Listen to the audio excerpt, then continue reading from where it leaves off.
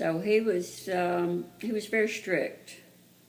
A lot of his students liked him a lot or hated his guts because he was so strict.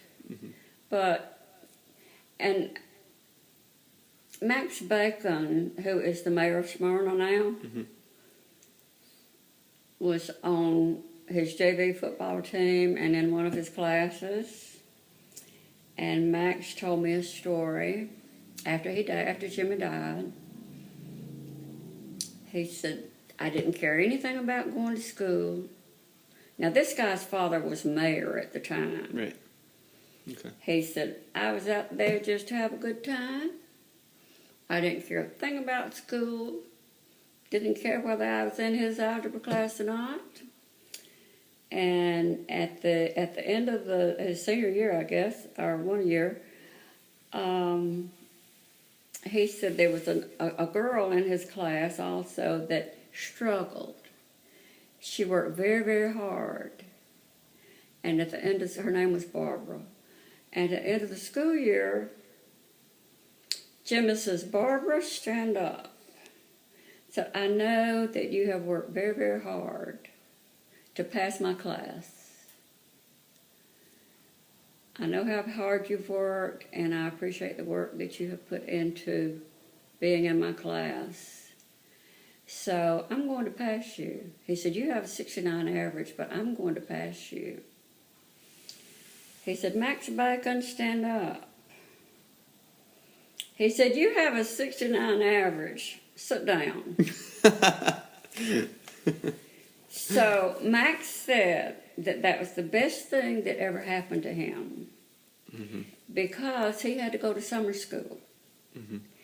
And now he's the mayor of Smyrna. Been the mayor of Smyrna for I don't know how many years. And he has done so much good for the city of Smyrna. When your dad was in the 6th grade, the class started, they built rockets and shot them off, went out into a field and, right. and they were battery powered and whatever, but it had to have an igniter. And the little house that we lived in was very small, so they had bunk beds, and we had 2 chests of drawers.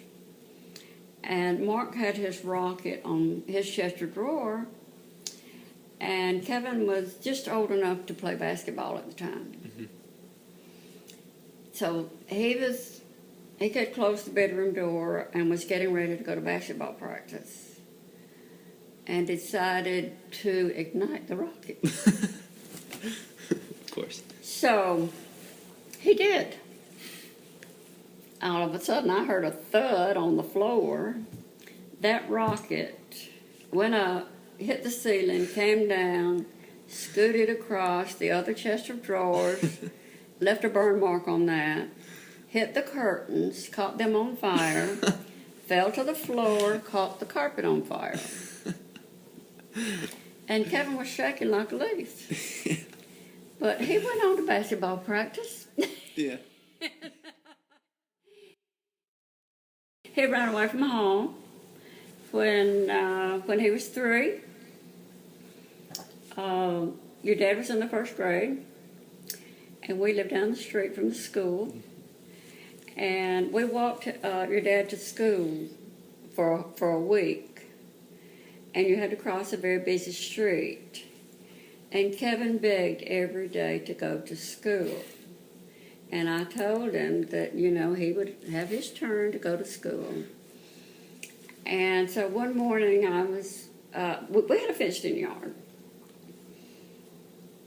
And so I left the gate open so he could ride his tricycle, from the carport to the mailbox. And I was in my robe, writing checks, getting ready for the day. All of a sudden, I didn't hear that... Are we out of time? I didn't hear that tricycle. I didn't see Kevin anywhere. So I had to get some clothes on quickly. And I ran out of the house, buttoning my blouse and barefooted. yelling, and of course some of the neighbors were home. They said, "Oh, I saw him in that backyard," and I went to the backyard. He was not there. Somebody said, "Oh, I saw him going up this way." Well, I finally got to the school, and the principal had him by the hand, and he could barely talk, couldn't understand what he was saying. And Mr. Dabbs, who was the principal, was a very nice man. And he asked him his name, and he said, "Kim Todd Miller."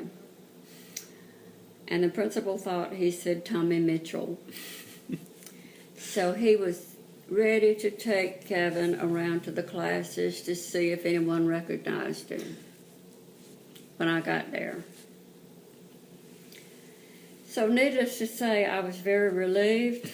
And I started crying because he was okay, because he had to cross that very busy street. Right. And I do not know how he did it, but he did. And so innocently, he looked up and says, "Mom, why are you crying?" By that time, some of my neighbors who had a car, or one who had a car, came to pick us up and took us back home. And I had neighbors in for cake and coffee, which is not a good time. I mean, it was a celebration time, but I was still a nervous wreck, you know. So, yeah, he...